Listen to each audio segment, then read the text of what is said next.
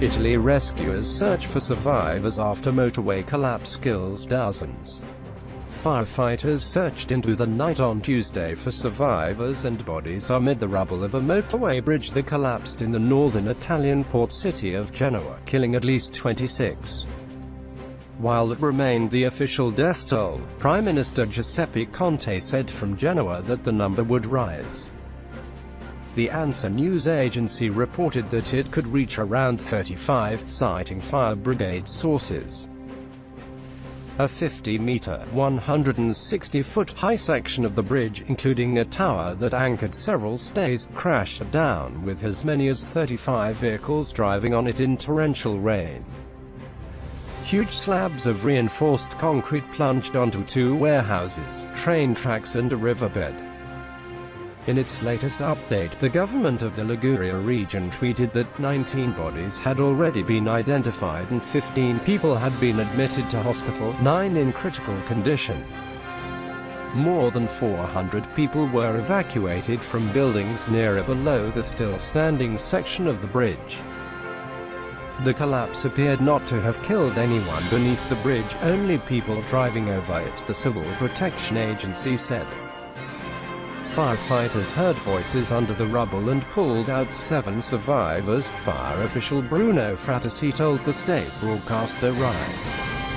"We hope to find more people alive," police official Alessandro Bucci said.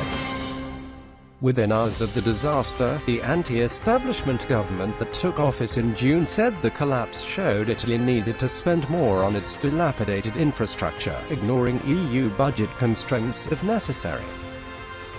"We should ask ourselves whether respecting these limits is more important than the safety of Italian citizens. Obviously for me, it is not," said Deputy Prime Minister Matteo Salvini, head of the right-wing league which governs with the Five Star Movement. The government has already pledged to increase public investment and lobby the European Commission to have the extra spending excluded from EU deficit calculations. Salvini also said he wanted the names and surnames of those who are to blame, because a tragedy like this in 2018 is not acceptable.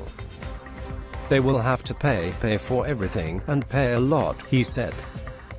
Aerial footage showed trucks and cars stranded on either side of the 80-meter-long collapsed section of the Morandi bridge, built on the A10 toll motorway in the late 1960s. One truck was shown just meters away from the broken end of what locals called their Brooklyn Bridge.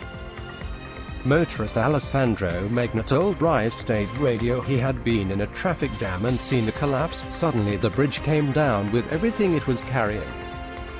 It was really an apocalyptic scene. I couldn't believe my eyes." An official for the Civil Protection Agency said there had been 30 cars and 5 to 10 trucks on the section that fell.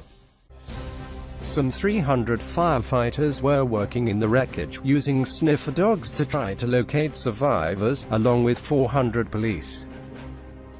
"People living in Genoa use this bridge twice a day," said Deputy Transport Minister Edoardo Rixi, who is from the city. "We can't live with infrastructure built in the 1950s and 1960s. Transport Minister Danilo Toninelli told state television that the disaster pointed to a lack of maintenance.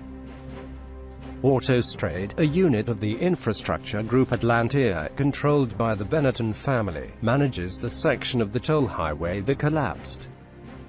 The collapse was unexpected and unpredictable. The bridge was constantly monitored and supervised well beyond what the law required," Stefano Marigliani, the Autostrade official responsible for the Genoa area, told Reuters. He said there had been no indication that the bridge was dangerous. Autostrade said it would work with investigators, and that it was already assessing how to rebuild the bridge.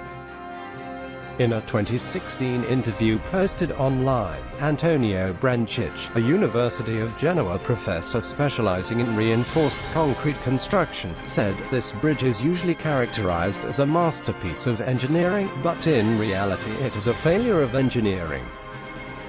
He did not say at the time that it was in danger of collapsing, but that it required continuous maintenance and would eventually have to be torn down and replaced. The 1.2-kilometer-long bridge was completed in 1967 and overhauled in 2016. The motorway it carries is a major artery from northern Italy's industrial centers to the Italian Riviera and to France's southern coast. Autostrade said work to reinforce the slab under the road surface was going on at the time of the collapse. Premier Conte visited the rescue teams in Genoa, saying afterward that Italy's infrastructure should be more closely monitored. Atlantia shares closed down more than 5%.